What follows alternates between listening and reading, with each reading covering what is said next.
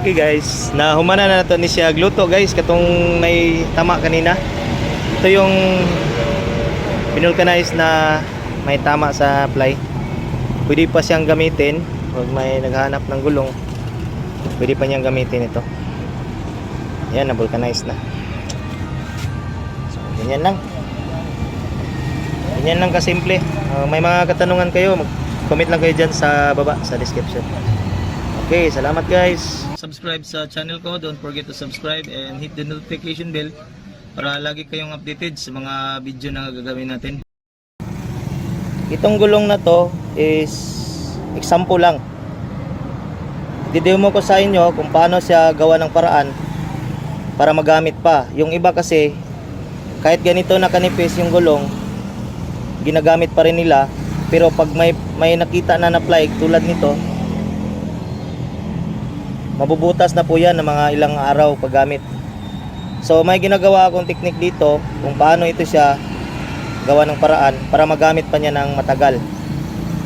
So wala na pong spike yan. Oh, mayagan. I-demo ko lang kung paano gawin yung procedure para magamit niya yung gulong niya. So dito kasi pag ganito na nakita na yung ply, paglalagyan mo ng panghapin dito sa loob, sa ilalim, dito sa ilalim, ang mangyayari po niyan, madali po siyang mabutas. Mga ilang araw lang, bubutas na yan. Kasi pag nasa ilalim yung panghapin na nilalagay, tulad ng tube na hiniwa, ilalagay dito sa ilalim para maiwasan bumutas. So, hindi po siya maganda. So, may nagawa akong paraan. So, iba. Dito, i-vulcanize natin ito. Okay.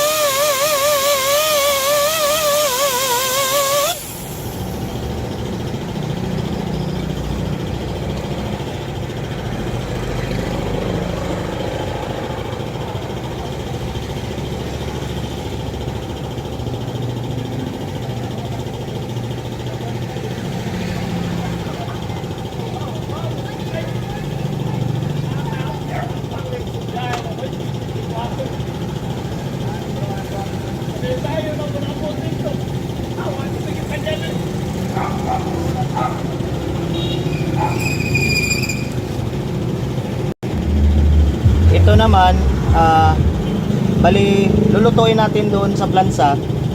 Ito, ihahapin natin dito sa loob.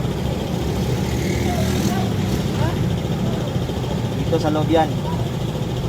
Ginupit na lumang tube, mga 4 na piraso. Ang purpose po nito, lagay dito sa ilalim bago isalang sa plansa, para magsilbing panghapin, para pag niluto na natin itong rubber gum doon sa iron plate, maganda yung hugis ng pagkaluto. So isa po sa technique yon. So ganun ang gawin. Ready na natin yung plansa.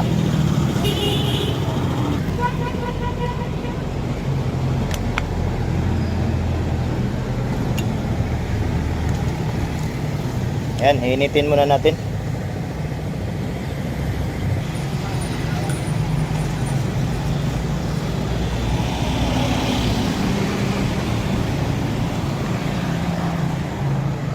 O yan, mainit na yung plansa.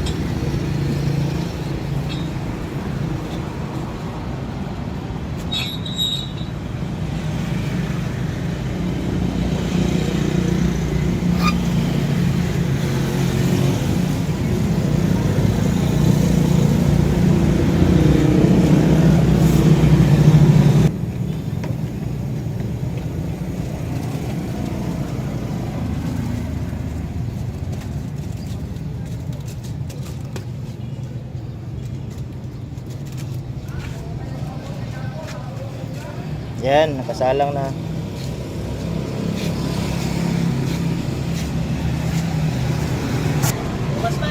Okay, luto na ito.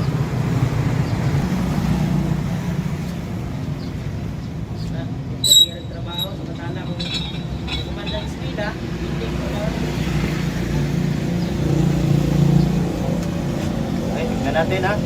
Yan.